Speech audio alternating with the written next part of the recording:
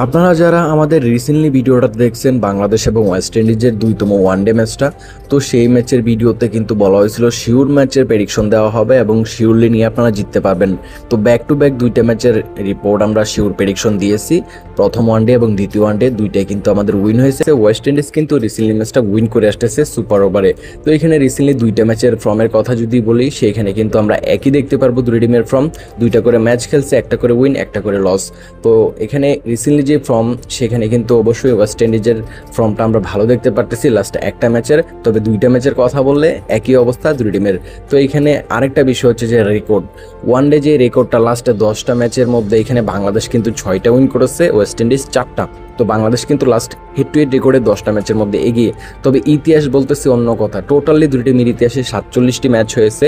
এখানে 47টি ম্যাচের মধ্যে দেখা গেছে 22টি ম্যাচ বাংলাদেশ উইন করেছে এবং 25টি ম্যাচ ওয়েস্ট ইন্ডিজ উইন করেছে। তো বুঝতেই পারতেছেন এখানে হেড টু হেড রেকর্ডটা, ইন্টারন্যাশনালি যে রেকর্ডটা, ইতিহাসটা, সেখানে কিন্তু ওয়েস্ট ইন্ডিজের পাল্লাটা ভারী।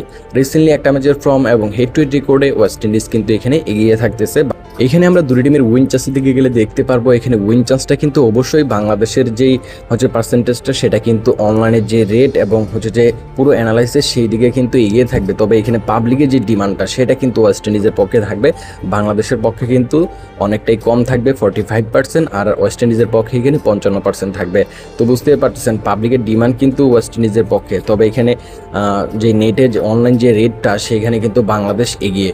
তো ভালো একটা লড়াই হবে, দুই দিকে রেট ওঠানামা করার চান্স আছে। ভালো থাকবেন সকলেই, নেক্সট ভিডিওতে আবার কথা হবে। আল্লাহ হাফেজ।